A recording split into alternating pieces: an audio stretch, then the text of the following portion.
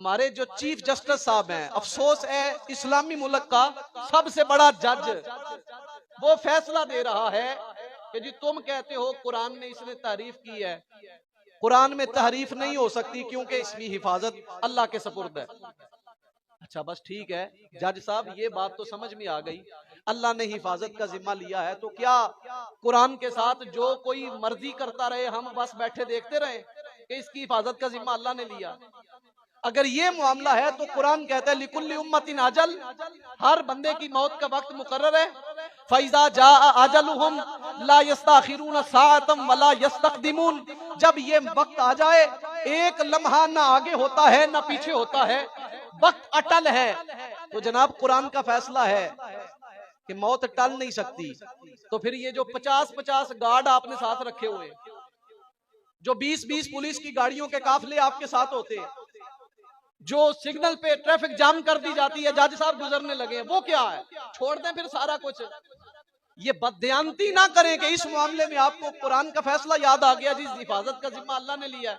अगर ये है तो फिर आए कुरान को मैं और सुनाऊं, वमा मिन दाब्बतिन फिल अर्दि इल्ला अलल्लाहि रिज़्कुहा, रब फरमाता है जमीन पे बसने वाली हर मखलूक का रिज्क मेरे जिम्मे है। काम शाम छड़ के घर बह जाइए भी रिज्क ओदे जिम्मे आप ही देगा। कारोबार छड़ दईए भी रिज्क ओने जिम्मा लिया है, ओदे जनाब कारोबार हुंदे ने, मेहनत होंदियां मुशक्कतां होंदियां, क्यों जी?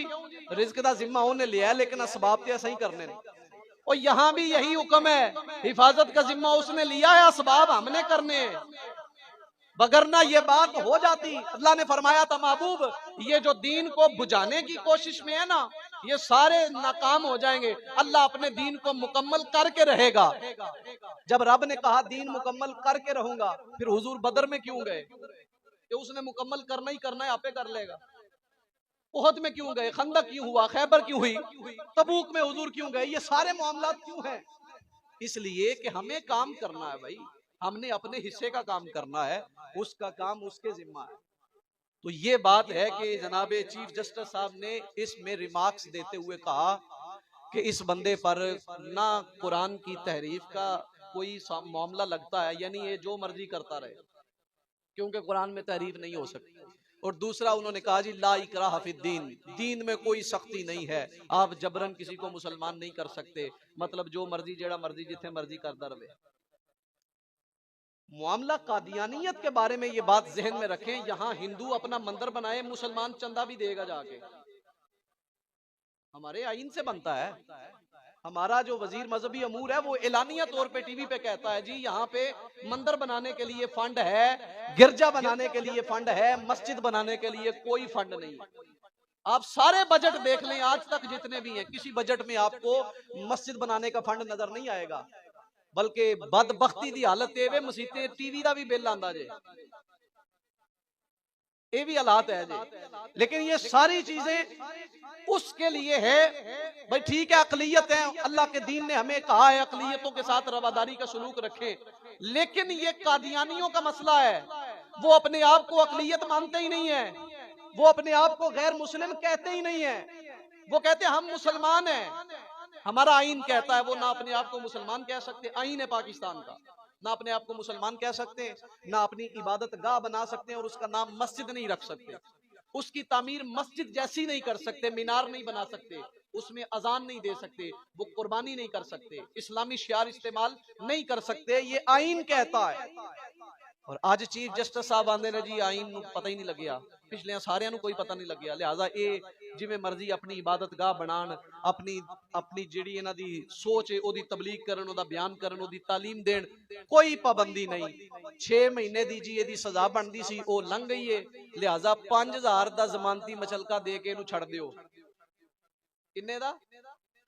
5000 दा, उस बंदे दा जिन्हें खत्मे नबूवत ते डाका मारिया है।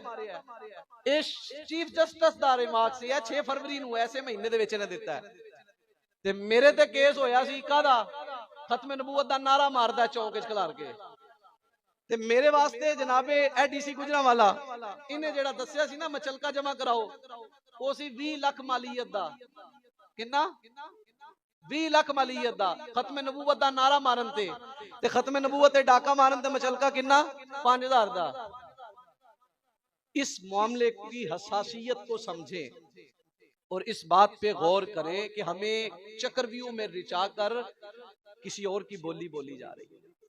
हमारे पास आप लोगों की बड़ी इज्जतें हैं। ये इलेक्शनों के दिनों में आपने जो कुछ भी किया, किसी दिन हमने मेंबर से कोई आवाज नहीं निकाली।